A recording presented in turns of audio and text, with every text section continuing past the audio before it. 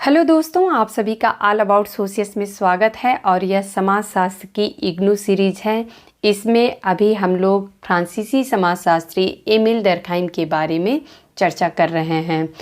आज दोस्तों Emil Durkheim से संबंधित यह अंतिम लेक्चर है और इसके बाद हम एक और छोटा सा लेक्चर होगा जिसमें कि इग्नू से जो एमिल डर्कहाइम से संबंधित बहुविकल्पीय प्रश्न हैं उसको लेकर के मैं प्रस्तुत होंगी और उसको पहले आप लोग खुद समझिएगा और उन प्रश्नों के उत्तर लगाइएगा। बाद में उसी लेक्चर में मैं उनके उत्तर बताऊंगी कि करेक्ट आंसर कौन सा है और उसके बारे में हम लोग डिस्कस भी करेंगे।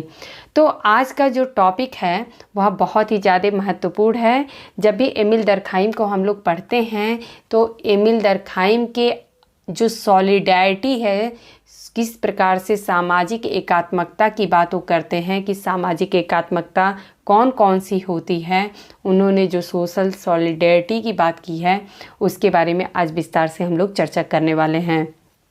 तो जो सामाजिक एकात्मकता है इसके बारे में जो अध्ययन किया गया है वह डर्कहाइम ने अपनी पुस्तक the division of labour in society में उन्होंने किया है। डर्कहाइम ने जो सामाजिक एकात्मकता है इसके दो प्रकार बताए हैं। पहला है यांत्रिक एकात्मकता और दूसरा है सावयवी एकात्मकता। यांत्रिक एकात्मकता क्या होती है इसके बारे में अभी हम लोग विस्तार से समझने की कोशिश करते हैं। यहाँ पर यह इग्नू की ही आर्टिकल है जो मैंने यहाँ पे मेंशन किया है और इसी से हम लोग समझेंगे कि यांत्रिक एकात्मकता आखिर में डर्कहाइम ने किस प्रकार से इसको समझा है या इसको बताया है। यांत्रिक एकात्मकता की प्रकृति को डर्कहाइम ने सुई जेनरिस माना है, अर्थात जिसका जन्म स्वतः सहजता से हुआ हो। यह हम सभी जानते हैं कि जो सुई जेनरिस होता है उन्होंने समाज को या जो यांत्रिक एकात्मकता है इस प्रकार के जो टर्म्स हैं उन्होंने यूज किया है उसको उन्होंने सुई जेनरिस माना है। और सुई जेनरिस का अर्थ यह होता है कि इसकी उत्पत्ति कोई करता नहीं है बल्कि इसकी उत्पत्ति स्वतः होती है। इसका जो उदय होता है या अपने आप होता है, इसकी उत्पत्ति का कोई दूसरा जिम्मेदार नहीं होता है। यह व्यक्ति को समाज से प्रत्यक्ष रूप से जोड़ती है, अर्थात जो यांत्रिक एकात्मकता है वह व्यक्ति को समाज से डायरेक्टली कनेक्ट करती है, डायरेक्ट जोड़ती है। इस एकात्मकता का उदय समूह के सदस्यों के समान जीवन क्रम व एक से ही अनुभवों से होता है। यहाँ पर डर्कहाइम कहते हैं कि जो यांत्रिक एकात्मकता है इसका जो उदय हुआ है वह जो समूह होता है उसके सदस्यों के एक समान जीवन क्रम, अर्थात एक ही तरीके की उनकी जीवन शैली होती है, वह एक से ही अनुभवों से होता है। उस समाज के सभी सदस्य समाज से जुड़े जितने तथ्य होते हैं उनके बारे में एक जैसा ही अनुभव करते हैं। एक यंत्र या मशीन से बनी हुई वस्तुएं जो होती हैं वह सभी समान आकार व गुण की होती हैं। यह हम सभी जानते हैं कि जो किसी अगर मशीन से कोई प्रोडक्ट या वस्तु जब निर्मित होती है तो उनका साइज जो होता है, जो उनकी क्वालिटी है, यह सभी के सभी एक जैसी होती है। और इसी बात को डर्कहाइम आदिम समाजों में भी लागू करते हैं। वह कहते हैं कि इसी प्रकार आदिम समाज में ऐसा लगता है कि हर व्यक्ति जो कि लिंग व आयु में समान होते हुए दूसरे व्यक्ति जैसा ही है, मतलब हर व्यक्ति एक दूसरे व्यक्ति की जैसा ही लगता है। उनमें ऐसी समरूपता है कि वह यंत्रवत हों या एक ही मशीन की उत्पत्ति हो। आदिम कहते हैं कि आदिम समाज में जो व्यक्ति होते हैं ऐसे लगता है कि जो प्रत्येक व्यक्ति है वह सभी व्यक्ति एक दूसरे के जैसे ही लगते हैं। ऐसी समरूपता के आधार पर समाज में जो एकात्मकता बनती है उसी को उन्होंने यांत्रिक एकात्मकता कहा है। डर्कहाइम ने जो आदिम समाज है इसी को खंडात्मक समाज भी कहा है। अब यह खंडात्मक समाज क्यों होता है इसके बारे में हम लोग समझते हैं। डर्कहाइम कहते हैं कि एक ऐसा समाज जिसमें सभी व्यक्ति अगर एक जैसे ही दिखते हैं या उनके व्यवहार करने के तरीके एक जैसे ही हैं, तो उनको हम ये ऐसा मान सकते हैं कि वह पूरा समाज छोटे छोटे भागों में बटा हुआ है, जबकि उस सारे जो छोटे छोटे भाग हैं वह सब एक दूसरे के समान ही है, अर्थात प्रत्येक खंड जो समाज का है वह एक दूसरे के समान ही है। और इस प्रकार से जो समाज होता है वह इस छोटे छोटे भागों में बट जाता है, और जो व्यक्ति होता है इसको समाज पूरी तरीके से ढक लेता है, अर्थात कि व्यक्ति का अस्तित्व रह ही नहीं जाता है, क्योंकि व्यक्ति तो सारे एक समान जैसे ही दिखते हैं। वहाँ पे वर्चस्व किस चीज़ का होता है? वहाँ पे वर्चस्व जो होता है वह समाज के व्यवहार करने के तरीके का होता है। समाज में कौन से नियम होते हैं, कौन से आचरण करने के तरीके हैं, उनका वर्चस्व ज़्यादा पाया जाता है। दरखाइम ने यह भी कहा है कि यह जो खंडात्मक समाज होते हैं यह कुल पर आधारित होते हैं। कुल को क्या कहते हैं? क्लैन। अर्थात ये लक्षण जो हैं वह अविकसित समाजों में सबसे ज़्यादा पाए जाते हैं।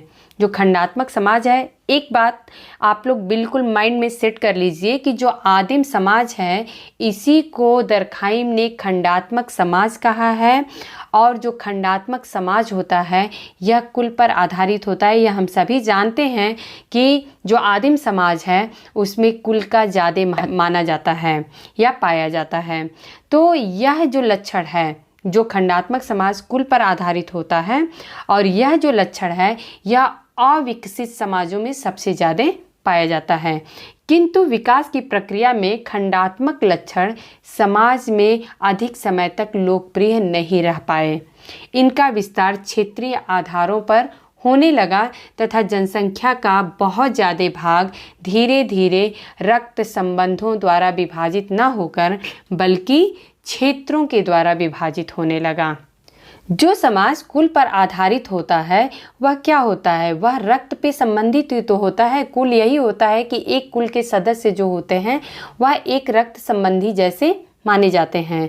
तो दरखाइम यह कहते हैं कि जिससे जैसे समाज का विकास हुआ है, यह जो खंडात्मक समाज का जो दृढ़ता था यह कहीं न कहीं कमज़ोर होती हुई दिखाई देती है, और जो एक दूसरे पे आश्रित होने की संरचना थी समाज में कि लोग एक दूसरे पे ज़्यादा पहले आश्रित हुआ करते थे, वह धीरे धीरे कम हो जाती है। और जब एक दूसरे पर निर्भरता कम हो जाती है तो इस संरचना में एक खंड में जो घटित होता है, समाज के एक भाग में जो घटित होगा वह समाज के अन्य भागों पर प्रभाव नहीं डाल पाता है। और यह कह सकते हैं कि खंडात्मक सामाजिक संरचनाओं में लोगों को एक दूसरे पर निर्भर नहीं होना पड़ता है। ऐसा क्यों होता है? क्योंकि हम सभी जानते हैं कि जो आदिम समाज है उसमें एक व्यक्ति जो काम करता है वह सभी व्यक्ति कर सकते हैं। ऐसा नहीं है कि कोई एक व्यक्ति कुछ अलग काम कर रहा है, दूसरा व्यक्ति अलग काम कर रहा है। अर्थात जो काम एक व्यक्ति कर सकता है वह काम अन्य सभी कर सकते हैं।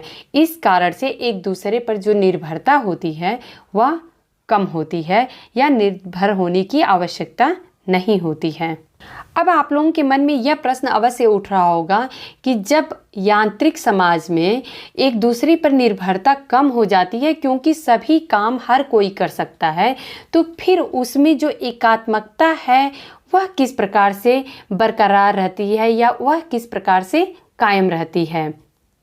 आप लोगों के मन में यह भी प्रश्न उठ रहा होगा कि प्रथा के कौन से ढंग जो होते हैं वह यांत्रिक एकात्मकता की परिस्थितियों को व्यवहारिक रूप से नियंत्रित करते हैं। आखिर में यांत्रिक एकात्मकता जो है, जो कि यांत्रिक समाजों में पाई जाती है या आदिम समाजों में पाई जाती है, यह किस प्रकार से वहाँ के लोगों के व्यवहार को फिर नियंत्रित करती है, क्योंकि लोगों की एक दूसरे पर उतनी ज़्यादा निर्भरता तो होती नहीं है। तो आखिर में लोगों का व्यवहार किस प्रकार से उस समाज में नियंत्रित होता है। इस प्रश्न की व्याख्या दरखाइम ने सामूहिक चेतना से की है। उनकी धारणा यह है कि चेतना की समरूपता ऐसे नियमों को जन्म देती है जो समान विश्वासों व रीतियों पर आधारित होते हैं। दरखाइम ने ऐसा माना था कि जब सामूहिक चेतना जहाँ पर होती है, उन्होंने ये भी माना है कि जो आदिम समाज होते हैं वहाँ पर सामूहिक चेतना ज़्यादा पाई जाती है। ऐसा क्यों होता है? क्योंकि सभी व्यक्ति एक जैसा ही सोचते हैं, एक जैसे ही उनके कार्य करने के तरीके होते हैं। वह भले एक दूसरे पर निर्भर नहीं होते हैं, लेकिन उनमें जो सामूहिक चेतना है वह बहुत ज़्यादा पाई जाती है। दरखाइन कहते हैं कि सामाजिक जीवन में धार्मिक एवं आर्थिक संस्थाएं एक दूसरे से घुली मिली हुई होती हैं और इस तरह से समाज में विभेदीकरण कम होते हैं। वह एक तरह का आदिम साम्यवाद पाया जाता है, अर्थात वहाँ पर कहीं पे किसी का वर्चस्व नहीं होता है, सभी लोग एक समान होते हैं। दरखाइन ने कहा है कि जो सामाजिक जीवन है वहाँ पे जो धार्मिक और आर्थिक संस्थाएं हैं, आर्थिक संस्थाएं कौन सी हैं? जिनसे उनका जीवन यापन होता है, और धार्मिक संस्थाएं भी वह उनके जीवन यापन करने के तरीके से ही जुड़ा हुआ होता है। तो वह दोनों इतने घुल मिल जाते हैं कि उस समाज में विभेद नहीं कर सकते हैं कि कौन सा कार्य किस प्रकार से एक दूसरे से अलग होता है। अर्थात वहाँ पर धर्म जो है और जो आर्थिक व्यवस्था है, यह दोनों काफ़ी एक दूसरे से क्लोजली अटैच्ड होते हैं या एक दूसरे से काफ़ी अंतर संबंधित होते हैं। दरखाइन कहते हैं कि ऐसे समाजों में संपत्ति पर सबका समान अधिकार होता है, एक से अनुभव होते हैं, अर्थात उस पूरे समाज में संपत्ति पर सबका समान अधिकार है, एक ही जैसे सभी लोगों को अनुभूति होती है, सभी लोग एक ही चीज़ अनुभव करते हैं। वहाँ के जो नियम कायदे कानून होते हैं वह सभी के लिए सामान्य रूप से लागू होते हैं। जो उन समाजों में रीति रिवाज या कानून होते हैं उन्हीं से समूह की रक्षा होती है तथा उन्हीं से समूह की जो संपत्ति है व जो समूह की भावनाएं हैं उनको संरक्षण किया जाता है, अर्थात उनको सुरक्षित रखा जाता है। दरखाइन यह भी कहते हैं कि इस तरह कानून की प्रकृति जो होती है उन समाजों में अर्थात आदिम समाजों में सामूहिक होती है और सामूहिक रूप से गलत काम करने वाले को दंड भी मिलता है। समूह के प्रति किए गए गलत काम को दंड दिया जाता है। अगर आदिम समाज में किसी भी समूह में कोई भी गलत काम हो रहा है तो उसके लिए जो दंड का प्रावधान होता है वह सामूहिक रूप से होता है। जहां एक ओर व्यक्ति विशेष को दंड मिलता है तो दूसरी ओर दंड से समाज के विश्वास व मूल्य मजबूत होते हैं। आप लोग इस बात को अच्छे से समझिए कि जब कोई व्यक्ति अगर कुछ गलत काम कर रहा है, आदिम समाजों की बात हो रही है जहाँ पर यांत्रिक एकात्मकता पाई जाती है, वहाँ पर अगर कोई व्यक्ति गलत काम कर रहा है और उसे पूरा समाज मिल के और दंड का प्रावधान सुनिश्चित कर रहा है, तो जहाँ पर एक व्यक्ति विशेष को दंड दिया जा रहा है वहीं पर दूसरी ओर दंड देने के कारण बाकी समाज के सदस्यों में विश्वास व मूल्य मजबूत होते हैं कि गलत काम करेंगे तो हमें उसका परिणाम भी गलत ही भुगतना पड़ेगा, अर्थात हमें इन सारी चीज़ों से बच के रहना चाहिए और उस समाज की जो विश्वास और मूल्य होते हैं वह बहुत ज़्यादा मजबूत होते हैं। हर अपराध समूह की भावनाओं को ठेस पहुंचाता है। आदिम समाजों में जो कोई भी अपराध है वह पूरे समूह की भावनाओं को ठेस पहुंचाता है और हर जो दंड होता है अर्थात उस व्यक्ति को जब दंड दिया जाता है तो वह समूह की सत्ता को फिर से स्थापित करता है। तो यह दरखाइन देखते हैं कि जो आदिम समाज होते हैं या जहाँ पर यांत्रिक एकात्मकता पाई जाती है वहाँ पर दमनकारी कानून पाया जाता है, अर्थात कोई व्यक्ति अगर गलती करता है तो उसके लिए दंड का प्रावधान होता है। दबाव इतना डाल दिया जाता है कि वह दोबारा उस तरीके की गलती करने की साहस न करें। अर्थात यांत्रिक जो समाज होता है वहाँ पर या आदिम समाज जो होता है वहाँ पर जो कानून का प्रावधान है वह दमनकारी कानून पाया जाता है और वहाँ पर समाज के जो व्यवहार करने के तरीके हैं, विश्वास हैं, रीतियाँ हैं, नियम हैं, इन सारी चीज़ों का ज़्यादा वर्चस्व देखने को मिलता है। अब यहाँ पर आप लोगों के मन में एक प्रश्न और अवश्य उठना चाहिए कि यदि व्यक्तियों का समूह एक दूसरे पर कम निर्भर होता है और वे हर कार्य करने के लिए स्वयं में सक्षम होते हैं, और ऐसे समाज में यदि संचार की सघनता भी कम है, क्योंकि सब लोग खुद अपने स्तर पे हर कार्य करने के लिए सक्षम हैं, तो लोग एक दूसरे से ज़्यादा मिलते जुलते भी उतने नहीं हैं, तो ऐसे समूह में सामूहिक चेतना का विकास आखिर में होता कैसे है।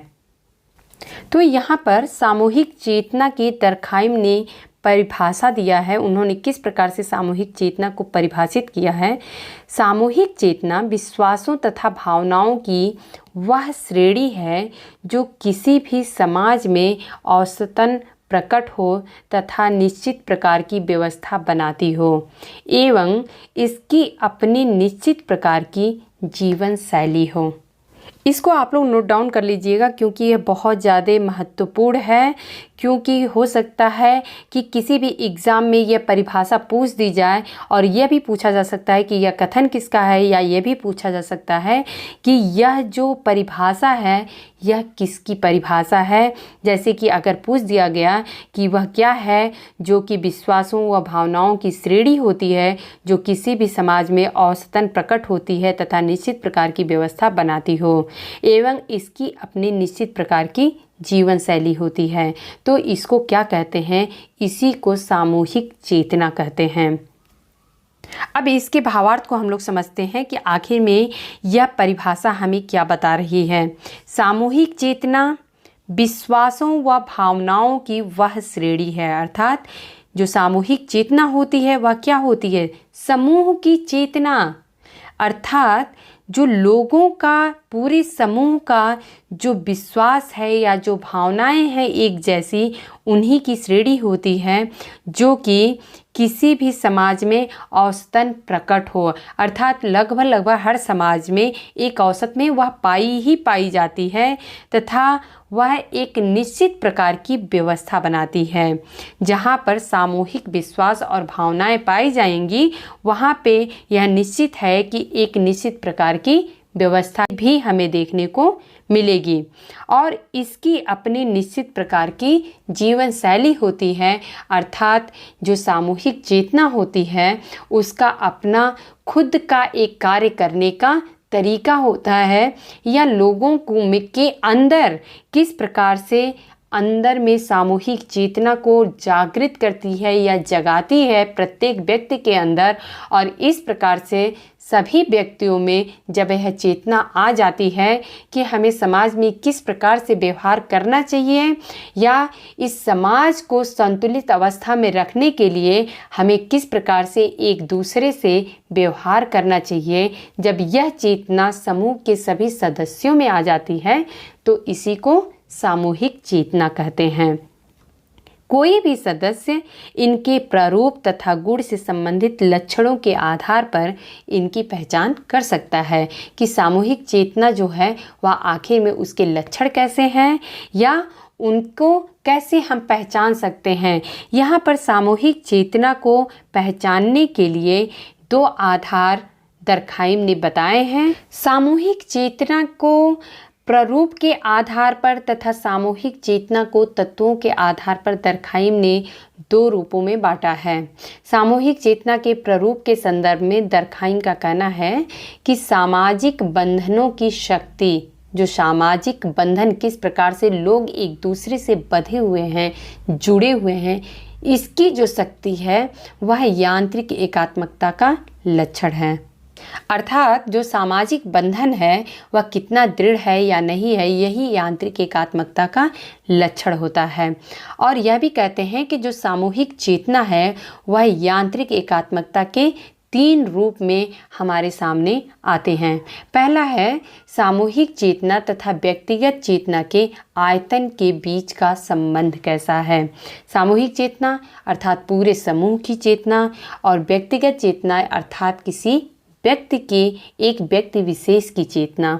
तो सामूहिक चेतना और व्यक्तिगत चेतना के आयतन के बीच का संबंध, आयतन किसे कहते हैं, जैसे अगर किसी बोतल को ले लेते हैं, उस बोतल के अंदर का जितना वॉल्यूम है अर्थात उसमें पानी हम जितना भर सकते हैं या दूध जितना भर सकते हैं उसी क्वांटिटी को आयतन कहते हैं।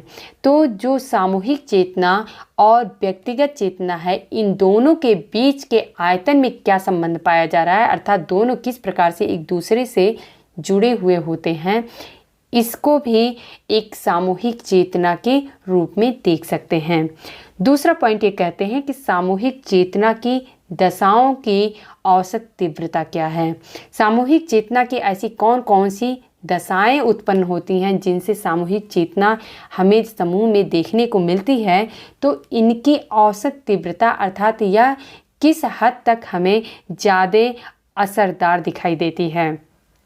तीसरा पॉइंट है कि उन सभी दशाओं की अधिक व कम दृढ़ता, अर्थात जो सामूहिक चेतना की दशाएं हैं वह कितनी ज़्यादा हैं या कितनी कम दृढ़ हैं, यह भी सामूहिक चेतना के रूप को दर्शाती हैं। अर्थात इसको अगर हम दूसरे शब्दों में समझें तो जितनी ही दृढ़ विश्वास हमारे समाज में पाए जाएंगे उतनी ही कम व्यक्ति की स्वतंत्रता की संभावनाएं होती हैं, क्योंकि जितने ज़्यादा समाज का जो एक असर दिखेगा या समाज के जो नियम कानून हैं उसका असर जितनी ज़्यादा दिखेगा उतनी ही व्यक्ति की स्वतंत्रता कम हो जाएगी। अतः जहाँ यांत्रिक एकात्मकता प्रभावशाली होती है वहाँ सामूहिक चेतना बहुत ज़्यादा मजबूत होती है। यह मनुष्यों की गतिविधियों में व्यापक रूप से अपना असर दिखाती है। ऐसी परिस्थितियों में व्यक्तिगत चेतना जो होती है वह बहुत ही कठिनाई से सामूहिक चेतना से अलग हो पाती है, क्योंकि वहाँ पर सामूहिक चेतना का जो वर्चस्व है वह ज़्यादा दिखाई देता है। अर्थात यह कह सकते हैं कि जो सामूहिक सत्ता होती है उसी का सबसे ज़्यादा असर दिखता है, वह चाहे पूरे समुदाय की सत्ता के रूप में दिखे या फिर उस समुदाय की किसी एक मुखिया की सत्ता के रूप में दिखे। अब यहाँ पर दरखाइम ने सामूहिक चेतना को तत्वों के आधार पर कैसे पहचाना जाए उसके बारे में चर्चा करते हैं। और दरखाइम कहते हैं कि सामूहिक चेतना के जो गुण होते हैं इनमें विभेद करने के लिए बहुत सारे समाज में अलग अलग तत्व पाए जाते हैं। मुख्य रूप से इनकी प्रकृति जो होती है सामूहिक चेतना की वह धार्मिक होती है तथा धर्म का जो फैलाव होता है यह पूरे समाज में होता है। यह इसलिए होता है क्योंकि सामाजिक जीवन जो होता है वह जो समाज में विश्वास है या जो समाज के जो रीति हैं, जो रिवाज हैं, जो परंपराएं हैं उन्हीं के द्वारा नियंत्रित होती हैं और यह पूरे समाज के द्वारा सर्वसम्मति से स्वीकृत होती हैं, अर्थात यह पूरे समाज को स्वीकार होती हैं। एक और यहाँ पर आर्टिकल है, इसको हम लोग समझते हैं कि सामूहिक चेतना में तत्वों के आधार पर किस प्रकार से दरखाइम ने समझाया है। वास्तविकता यह है कि पुराने समय के अविकसित समाजों में हर वस्तु में धर्म का फैलाव हो गया था। यह दरखाइम कहते हैं कि जो पुराना समय था, जो अविकसित समाज था, उसमें हर वस्तु में हम धर्म को देखते थे या धर्म से जोड़ के देखते थे। तो ऐसा कहते हैं कि जो अविकसित समाज थे वहाँ पर हर वस्तु में धर्म का फैलाव हो गया था। सामाजिक वही था जो धार्मिक था, अर्थात हम समाज को धर्म से अलग करके नहीं समझ सकते थे। दोनों शब्द आदिम समाजों में पर्यायवाची था। अगर हम सामाजिक कहते हैं तो वह धार्मिक भी होगा ही होगा। अपनी बनावट में सामूहिक व सामाजिक लीन कर चेतना मनुष्यों को उसकी इच्छाओं से भी उच्च जगत में पहुंचाती थी। तो दरखाइम यहाँ पर कहते हैं कि जो अपनी बनावट होती थी उस समाज में, तो जो सामूहिक और सामाजिक चेतना थी वह मनुष्यों को उनकी अपनी खुद की इच्छाओं से भी ज़्यादा उच्च जगत में अर्थात ऊपर की अवस्था में पहुंचाती थी। साकार रूप में सामूहिक चेतना की दशाएं क्षेत्रीय परिस्थितियों से जुड़कर भी प्रजाति व वातावरण की विशिष्टता के कारण व्यक्ति को उसके उद्देश्यों जैसे जानवर, पेड़ पौधे व अनेक प्राकृतिक शक्तियों से जोड़ती थी। बस तभी से ये सभी लोग इन प्रघटनाओं द्वारा जुड़े हुए हैं। अर्थात जो पुराना समाज था उसमें हर घटना को लोग प्राकृतिक शक्तियों से जोड़ के देखते थे। ये प्रघटनाएं सभी चेतनाओं को समान रूप से प्रभावित करती थी। सभी व्यक्तियों की चेतना के परिणाम स्वरूप समूह चेतना बनी और ये ही उसके प्रारूप व उद्देश्यों को निश्चित करती हैं। इस प्रकार निर्मित चेतना के निश्चित लक्षण होते हैं। अर्थात इसको अगर हम लोग बिल्कुल सरल तरीके से समझें तो जो अविकसित समाज थे या आदिम समाज थे उनमें जो व्यवहार करने के तरीके थे समाज में, वह हर तरीके धर्म के प्रवृत्ति से जुड़े हुए थे या किसी भी घटना को हम धर्म से जोड़ के देखते थे। इस प्रकार से जो उन अविकसित समाजों में धर्म का फैलाव था वह सामाजिक रूप से जुड़ा हुआ था। इन दोनों को हम अलग करके नहीं देख सकते थे। जैसे कि यहाँ पर मेंशन ही किया गया है कि जो जानवर हैं, पेड़ हैं, पौधे हैं, इन सभी को प्राकृतिक शक्तियों से जोड़ कर देखा जाता था। और इस प्रकार से चूंकि पूरे समूह में यह चेतना पाई जाती थी तो यह एक समूह की चेतना बन जाती थी और उन्हीं से एक निश्चित उद्देश्य जोड़ के उस समय के व्यक्ति या उस प्रकार से उस समूह के लोग देखते थे। और इस प्रकार से जो चेतना थी वह उनके एक निश्चित लक्षण होते थे। दर्कहाइम ने दूसरी जो प्रकार है एकात्मकता की वह सावयवी एकात्मकता की चर्चा उन्होंने की है। और यहाँ पर यह हम सभी को पता है कि जो सावयवी एकात्मकता होती है वह जटिल समाजों में पाई जाती है। यहाँ पर यह जो आर्टिकल है यह इग्नू से मैंने मेंशन किया है और इसी से हम लोग समझेंगे कि सावयवी एकात्मकता आखिर में क्या होती है। जहाँ यांत्रिक एकात्मकता सरल समाजों की विशेषता है, वहीं सावयवी एकात्मकता जटिल समाजों का लक्षण होता है। दर्कहाइम ने जटिल समाजों का अध्ययन किया। जटिलता का अर्थ है कई प्रकार के व्यक्तियों का होना, अर्थात जिनके अलग अलग प्रकार होते हैं या उनके कार्य करने के अलग अलग स्पेशलाइजेशन है। किसी एक क्षेत्र में उनमें विशेष ज्ञान होता है और उसके बारे में उनको ज़्यादा कार्य करने की हुनर होती है। जैसे कि बढ़ई, लुहार, नाई, प्रकाशक, डॉक्टर, वकील इत्यादि कई प्रकार के व्यक्ति होते हैं। जैसे कि अगर हम डॉक्टर की बात करें तो एक डॉक्टर का काम वकील नहीं कर सकता है और एक वकील का काम डॉक्टर नहीं कर सकता है। इन सारी असमानताओं के बीच एकात्मकता कैसे हो, यह प्रश्न भिन्न प्रकार का है। यांत्रिक एकात्मकता समानता पर आधारित है। विभिन्नता पर आधारित जो एकात्मकता है इसी को सावयवी एकात्मकता अर्थात ऑर्गेनिक सॉलिडेरिटी बताई गई है। अवयव का अर्थ जो होता है वह है शरीर व उसके अंग। हमारे शरीर के अंग जो होते हैं वह असमान होते हैं। जैसे कि हाथ है, आँख है, नाक है, इन सभी में भिन्नता पाई जाती है। प्रत्येक जो अंग हैं उनके कार्य करने के भी तरीके अलग हैं।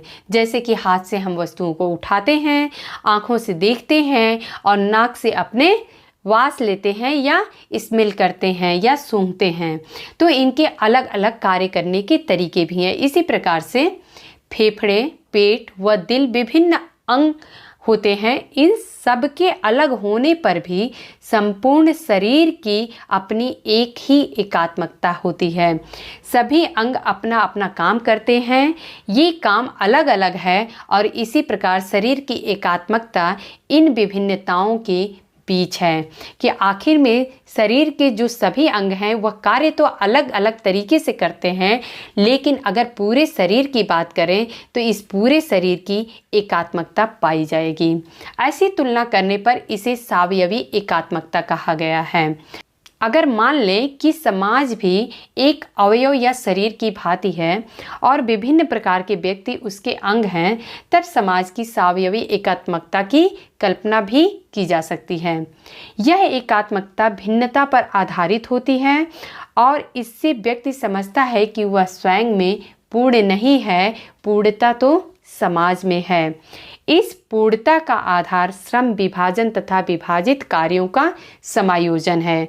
अब जिस प्रकार से हम लोगों ने उदाहरण से समझा था कि एक डॉक्टर का काम वकील नहीं कर सकता है या एक वकील का काम डॉक्टर नहीं कर सकता है, तो अगर हो सकता है कि कभी भविष्य में डॉक्टर को आवश्यकता पड़े कि उसे वकील के पास जाना पड़े या वकील को तबीयत नहीं ठीक रहे तो डॉक्टर के पास जाना पड़े, तो इस प्रकार से प्रत्येक व्यक्ति अपने आप में पूर्ण नहीं होता है, बल्कि पूरे समाज में जो निर्भरता पाई जाती है उससे वह पूर्ण होता है। अर्थात वह व्यक्ति समझने लगता है कि हम सिर्फ अकेले कुछ नहीं कर सकते हैं, हम सभी जो हैं वह समाज में एक दूसरे से निर्भर हैं। और यह जो समाज में पूर्णता आखिर में किस प्रकार से होती है, तो यह श्रम विभाजन के आधार पे होती है, क्योंकि प्रत्येक व्यक्ति को अलग अलग कार्य दिए गए हैं समाज में करने के लिए, और वह प्रत्येक व्यक्ति अपना अपना कार्य करता है, जिससे कि सभी समाज के व्यक्ति एक दूसरे पर निर्भर होते हैं और समाज की पूर्णता वहाँ पर हमें दिखाई देती है। डर्कहाइम के अनुसार समाज में स्वावयवी एकात्मकता की अनिवार्य विशेषता श्रम विभाजन का होना है तथा इसने धीरे धीरे सामाजिक समरूपता को कम कर दिया है। व्यक्ति अब समाज के उन अवयवों पर आश्रित रहने लगा जिससे समाज की रचना हुई है। अर्थात व्यक्ति जो है वह समाज के हर तत्व पे आश्रित रहने लगा जिससे कि समाज की रचना हुई है। समाज इस अर्थ में विभिन्न एवं विशेष कार्यों की एक व्यवस्था होती है जो निश्चित परस्पर संबंधों द्वारा जुड़ी हुई है। इस मान्यता के अनुसार व्यक्तियों की विभिन्नता इस सीमा तक संभव है कि प्रत्येक व्यक्ति की क्रिया का एक क्षेत्र होता है और व्यक्ति उस क्षेत्र तक ही सीमित रहता है। इस सब का फल व्यक्ति का स्वयं का व्यक्तित्व है। अर्थात जब कोई व्यक्ति सिर्फ एक कार्य करता है, सिर्फ एक ही कार्य से जुड़ा हुआ होता है, तो वह उसी कार्य को करने के बारे में महारत हासिल किया रहता है और उसे दूसरे कार्य के बारे में उतनी ज़्यादा जानकारी नहीं होती है। जैसे कि जब हम यांत्रिक एकात्मकता की चर्चा कर रहे थे और आदिम समाजों में प्रत्येक व्यक्ति प्रत्येक कार्य एक समान रूप से कर सकता था। इस प्रकार यहाँ व्यक्ति विशेष की जो चेतना होती है वह सामूहिक चेतना से अवश्य ही स्वतंत्र होती है, क्योंकि उसके अपनी खुद की भी चेतना ज़्यादा कार्य करती है। अतः यहाँ वे विशेष कार्य निश्चित किए जाएं जिससे सामूहिक चेतना नियंत्रित नहीं करती हो, और समाज में जितनी ही ये क्रियाएं अधिक होती हैं सामाजिक एकात्मकता उतनी ही दृढ़ होती है। यह स्वावयवी एकात्मकता का परिणाम होता है। एक बात बहुत ही आसान तरीके से हम लोग समझते हैं कि जो स्वावयवी एकात्मकता होती है, जैसे कि जटिल समाजों में या आज के आधुनिक समाजों में पाई जाती है, तो यहाँ पर हम लोग एक अपने जो डेली के दिनचर्या के हम उदाहरणों से समझ सकते हैं कि हमारे घर में दूध लाके कोई और देता है, जो पेपर है वो लाके कोई और देता है, जो सब्जियां हैं वह कहीं हम और से लाते हैं, खाने के सामान कहीं और से लाते हैं, कपड़े कहीं और से लाते हैं। इस प्रकार से हम एक परिवार भी प्रत्येक व्यक्तियों पे उस समाज में निर्भर होता है। ऐसा नहीं है कि प्रत्येक व्यक्ति अपने खुद की सारी ज़रूरतें खुद ही पूरा कर लेता है। तो जो स्वावयवी एकात्मकता है वह विभिन्नता पर आधारित होती है और यह वहाँ पर पाई जाती है जहाँ पर प्रत्येक व्यक्ति को एक दूसरे पर निर्भरता की आवश्यकता होती है। तो उम्मीद है दोस्तों कि आप सभी को यांत्रिक एकात्मकता और स्वावयवी एकात्मकता अच्छे से समझ में आ गया होगा, और इसी कड़ी में आगे हम लोग डर्कहाइम से संबंधित जो इग्नू में प्रश्न हैं और कुछ और भी अगर टॉपिक हमें लगा कि जो छूट गया है उसको भी मैं अपने अगले लेक्चर में कवर कर लूँगी। आप लोग बस ऐसे ही पढ़ते रहिए, हमारे साथ जुड़े रहिए। धन्यवाद।